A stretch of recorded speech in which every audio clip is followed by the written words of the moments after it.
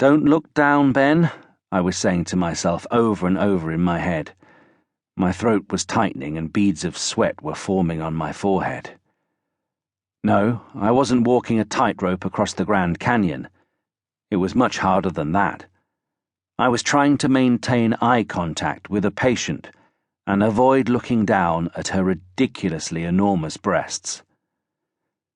Well into her late 40s, every other part of Julie's body was moving in a southerly direction, but somehow her breasts were defying Newton's laws and appeared perfectly suspended by an invisible force that was maintaining them at an exact right angle to her body.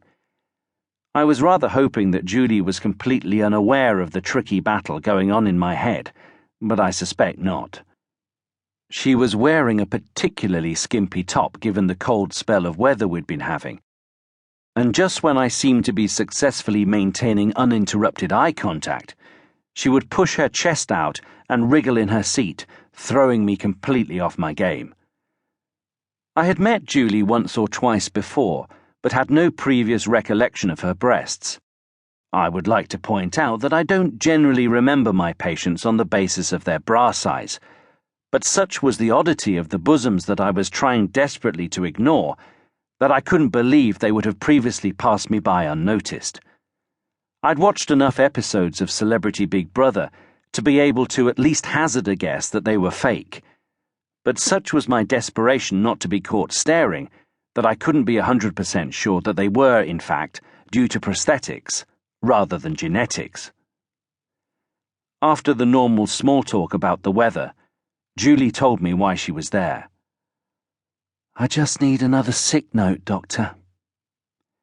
Scanning through her medical notes, I could see that Julie only ever really attended the surgery for sick notes. Every 6 months or so, she would see a doctor and be signed off work for depression. She had always declined counselling or antidepressants, but when on her last visit I'd asked her to fill in a depression questionnaire, she scored maximum points, and so the sick note was extended. Surely this time I couldn't sign her off work quite so readily. She'd almost certainly had a boob job since her last visit, and this was throwing me into an ethics minefield. Can you really be too depressed to work, yet voluntarily endure the pain and stress of major cosmetic surgery? What about the money?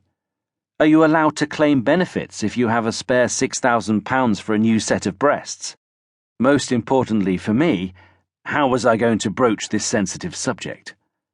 Such was my inert sense of awkwardness, I could barely bring myself to even glance at Julie's breasts, let alone declare them as a topic of conversation.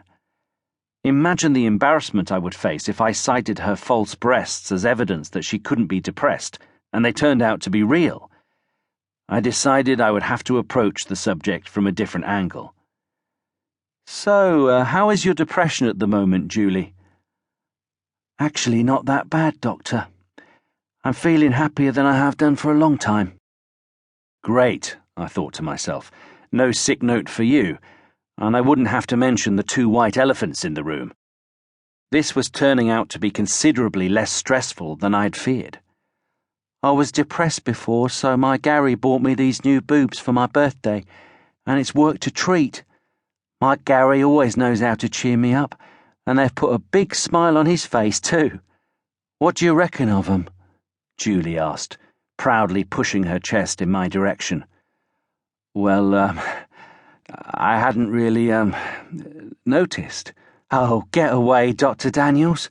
You've barely taken your eyes off 'em since I walked through the door," she said, smiling broadly. I was now staring at my computer screen, intently pretending to be checking something important, while secretly wishing the ground would swallow me whole. "Well, Julie, so, getting back to the reason for your visit here today, surely you don't really need a sick note anymore now that you're no longer depressed." "Thing is, Doctor, I'm much happier now, but my Gary's a cheeky little rascal, and he ordered a cup size or two too big.